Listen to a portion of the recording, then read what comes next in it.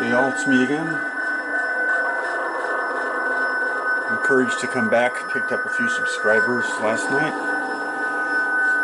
And all I'm doing right now is just learning how to do this.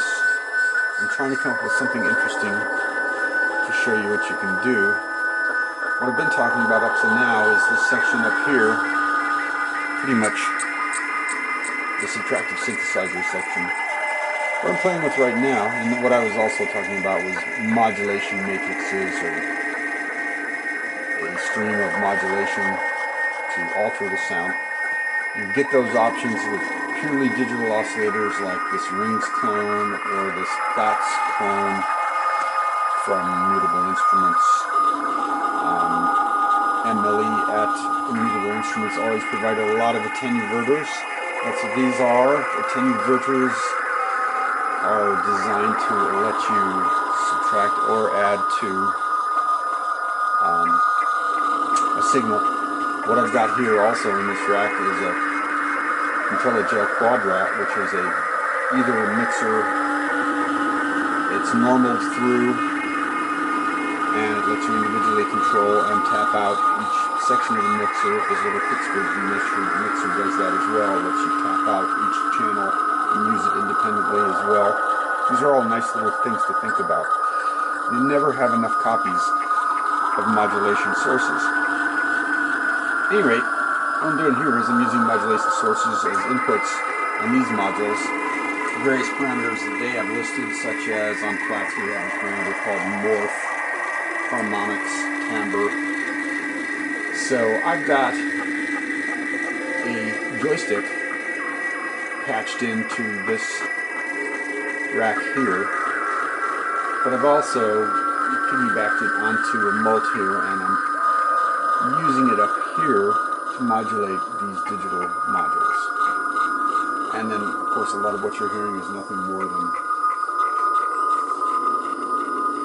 digital delay, which is being synchronized by a clock input coming from the sequencer.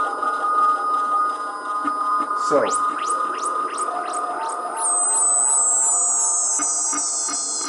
we have two digital oscillators, these guys.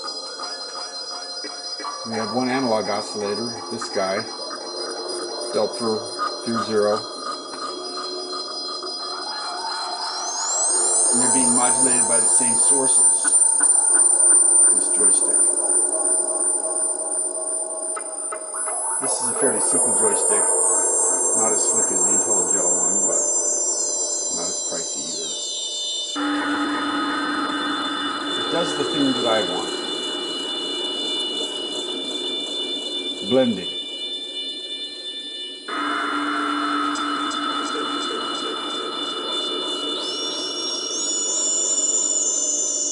So what you can see over here as well is that I actually have 2 of 4 channels turned off, so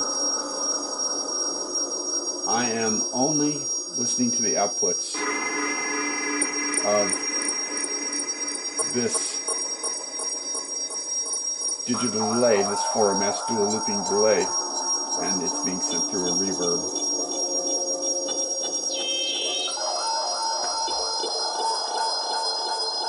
I don't have anything really interesting going. The whole point of this was basically just to talk about the same principles apply for digital modules and the desire to modulate different aspects of these modules. And if you don't understand what I mean by modulate, just know that these cables plugged in here with these attenuverters, we're talking about these knobs. So in essence, the voltage coming over these signals are turning these knobs dynamically, faster than I could turn them myself even. And that's how you achieve envelope generation with these envelope generators to get a flute sound or any percussion sound. It has to be a very rapid firing envelope. So some control voltage is designed for specific purposes, some of it is not. Some of it is so generic that it's not terribly useful, like this Doppler triangle wave LFO. Pretty useful. But